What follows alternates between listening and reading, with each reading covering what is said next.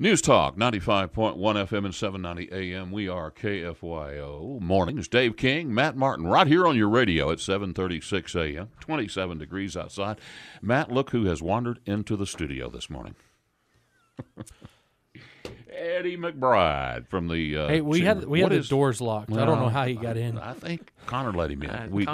Connor and I are good buddies. Me and Connor, we're going to have to talk. Connor's a great guy. Okay, and Dave, Matt, good morning. So nice to be here. Y'all are just in the Christmas spirit. It's so nice to have a chance to be here at the largest radio station on earth. the largest radio station in the world. That's KFYO. And y'all are the best morning That's DJs exactly right. on record. We have millions and millions and millions of people who are listening to us right now. In fact, it's well known that Donald Trump listens to us. Oh, well, Yeah, he tweets, when he's not watching Fox. He tweets about y'all. Yeah, Well, 'cause he's listening to us. He watches TV for No, 8 he doesn't hours tweet. a day. He doesn't tweet about us because then he'd be calling us fake news. Well, he does support good news occasionally, too. So. Oh, always fun to have you out on the show. You always bring along with you some good information about what's going on. I mean, we love the Chamber of Commerce. We love the Lubbock Chamber of Commerce, Well, I should say. we love you guys, too. Y'all are good members of the Chamber, and it's fortunate to have a chance to be here to talk to your listeners. Well, we are very much pro-business, and as I know you are. Yes, sir. We talk about being pro-business all the time on this show, and we don't like people who are not. Right. Very simple. We like jobs. We can like say that, growth. maybe you can't. No, I can say I like all of the candidates who run that are pro-business and pro-jobs, but the Chamber never has, and I'm not saying we never will, but when it comes to issues, politics, we are very involved up to our eyeballs. But when it comes to selecting candidates and endorsing candidates, we have not yet gone there. However, we make it very obvious that when we support people who are running, we support those folks who are pro-business, pro-jobs. Absolutely. And we do have some good news, don't we? Lubbock's unemployment is 3.2. It's 3.6. It's below 4, but and it's see, I've always heard that if you have 5% unemployment, that's standard, that's normal, because you always have 5% of the workforce. Well, there's some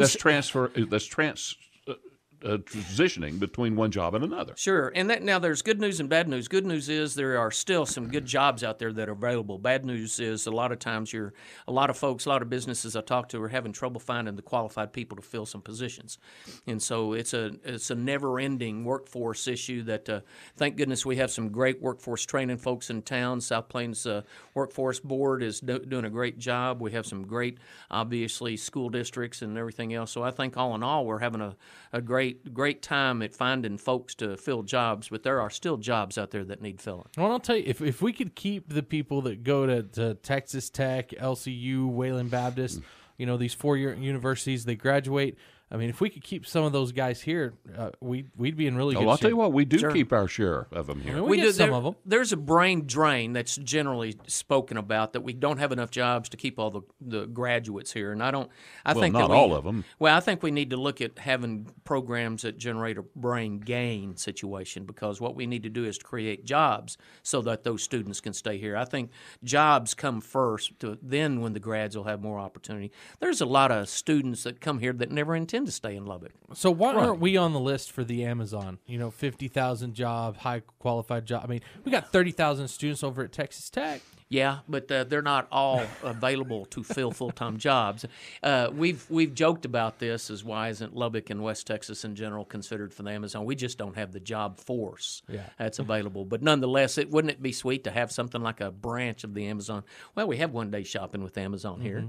Amazon, looking at doing door-to-door deliveries and things of that nature, and pretty soon we'll even have drones bringing us our. Now, Eddie, are you gonna come in here talking this drone stuff? See, I've been hearing this, but I ain't believing it. They've I ain't been buying testing them. I mean, I don't think that I'll see it anytime soon. However, I can see the day. I've seen videos of delivering up to 10, 15-pound think about it this items. way. You've got a drone, costs you maybe $5,000-$6,000 for the drone that can carry that much, and let's say it takes 5-6 of them to do the amount of work that one person that you're paying $25,000 a year can do. You've paid for it in 1 year. Yeah.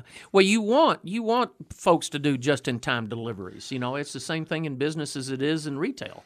I mean, retail is business, but generally speaking, the faster you can get a product to people, the more people are going to shop with you. Well, I'll tell you what. Back to business. Back to business.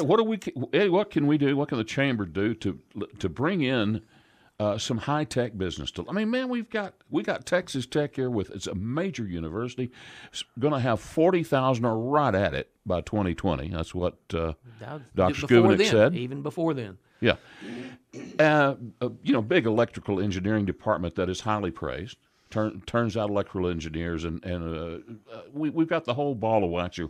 Why can't we start developing a high tech industry in Lubbock? Are we just not suited for it geographically, or? No, I think what's happening, you'll see Lubbock is for an entrepreneur base. The innovation hub that they have on campus at Texas Tech, and Kimberly Graham is doing a great job.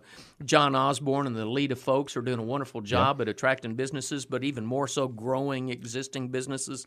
And I think if you look at what we are set to do, Lubbock is a very diverse economy, and I think high tech is something that is one of those jobs that are available out there. Now, hold on a second. When you say Lubbock is a diverse economy, you're comparing us nationwide because it's the first, second, and third most important things to Lubbock is agriculture, and agriculture. But agriculture is a huge $20 billion industry a year here. Yeah. But the fact of it is we have a huge medical, the healthcare industry. We have a huge educational industry here. Right. We have the tripod it's really four legs that we're based on. Ag is just one of them. Ag and the healthcare industry, and then obviously the retail sector has gotten so huge. What has grown the most over the last 10 years is the commercial services sector. I mean, you look at the amount of restaurants, you look at the amount of retail that has grown in this community, and so agriculture is a huge, but still it is not based solely on agriculture. So, which is why we say we have a very diverse economy. That's why I think that we're growing at the degree that we are. We're growing. We're not a boom, but we certainly are growing in a very detailed fashion that I think is really good for our economy. But diversity actually keeps people here.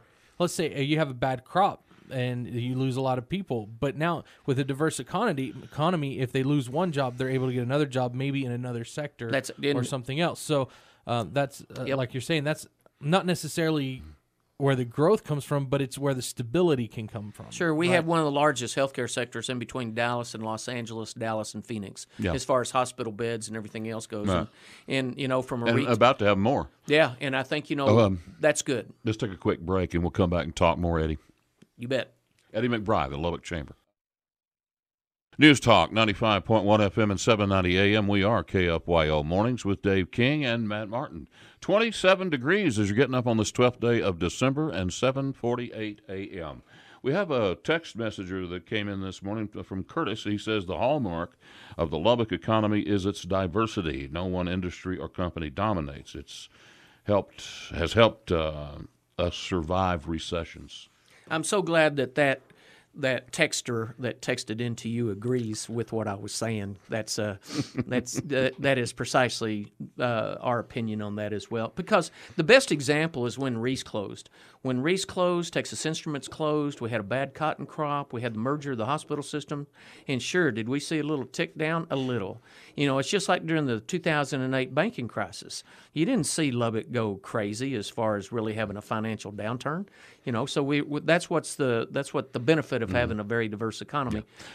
So that's why we always promote so much the importance of I had a builder one time. I was at a party and I was complaining about the economy and about what was going on, and it was mostly nationally, but I was complaining.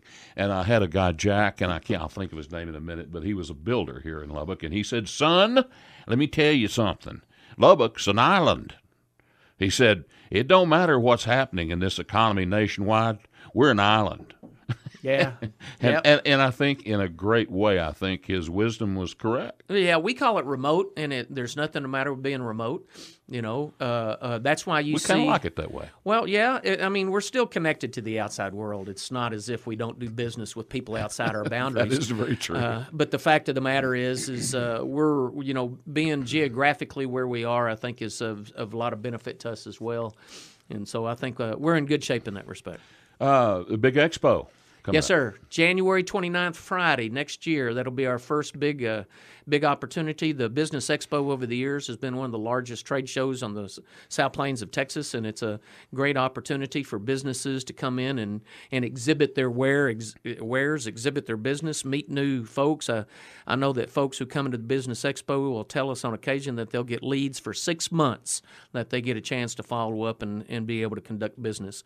And again, one of the biggest things we do about supporting business is giving them an opportunity to network and build relationships. So, this is at the Civic Center. At the Civic Center. Now, as I recall, I've been to many of them, and as I recall, we're talking about diversity. Yep. There is a diverse group of people that come in for that expo. We'll have over 200 booths of businesses that are actually exhibiting, and then we'll have up to like 7,000 people last year. Now, we are doing something different in January. It's usually in May. So that's the biggest difference that we're getting off, and that's why we want everybody to remember January the 19th is if anybody's interested in coming to the Civic Center on January 19th, that's fine, but we want people to go ahead and start getting signed up right now as well. We're having a good sign-up right now, but we want people to remember. What kind of businesses benefit? Oh, any business. I don't care whether it be a large business, whether it be a retail business, a restaurant, or anybody. We'll manufacturer. You'll have manufacturers there. We'll have, if we have 220 booths, I guarantee it. We'll have almost 180 different businesses. So that's what's the strength of it. From anywhere from whether it be an advertising agency, which is a good way to get new customers to a good. I don't want to mention any names. We go from anywhere from folks who sell carpet, folks who sell homes, people who sell real estate in general. We'll have those folks who make advertising items. It's a really great opportunity for people to go and meet not only folks who walk up to their booths, but they do business with each other as well. So that's what the strength of the Business Expo is. We've always had a very good expo. The biggest difference for 2018 is we moved it up to be earlier in the year so that obviously we can have a chance to make sure that we give folks a chance to exhibit. Quick break here, Eddie, and we'll be right back and close things out. Yes, sir. News Talk, 95.1 FM and 790 AM, KFYO Mornings. That's us. And we have Eddie McBride from the Lubbock Chamber of Commerce. Just a couple of minutes, Eddie. Tell us what's on your mind. Well, first I want to wish you guys and all your listeners and the station in general, pass along to Rob and Chad that we wish them the merriest of Christmases and hope that the end of 2017 is just a good start for getting off on 18 as well. So the Chamber's going to continue our business of supporting businesses here locally. Our mission, strengthen, promote, and serve the business community, means that the more successes our business have in our community, obviously the better the community survives. So we love economic development, we love jobs, we love growth, we love business. So thank y'all for letting us be here, and we wish y'all the best to the end of this year. Fantastic. We want to remind everybody once again that big Business Expo, whether you plan to attend it or whether you want to be just an exhibitor. An exhibitor, that's January the word I'm looking 19th, for. Call us at the Chamber, 761-7000, and we'll get you and your business signed up, and tickets are on sale as we speak. So tell everybody that if they want to see the Business Expo, the biggest trade show in the South Plains, just holler at us at the Chamber. Okay, and if they want to become a member of the Chamber? 761-7000, Brenda Richardson or Kathy Potter will work with them, and we'll tell them what all the benefits that'll be for them and their business. Thanks, Matt. Thank you, Dave. Oh, that's very good. Well, so what? We've got about a minute and a half. What is your day looking like?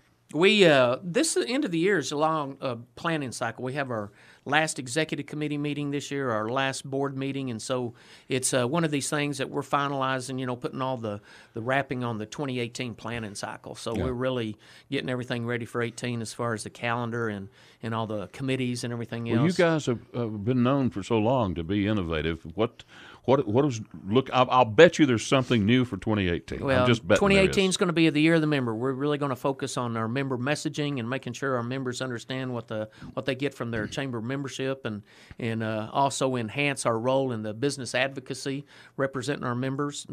It's always a challenge. We sued the federal government 6 times over the last 2 years, and we're always trying to. How did that work out? That worked out very well. We're doing some things that businesses really respect us to do.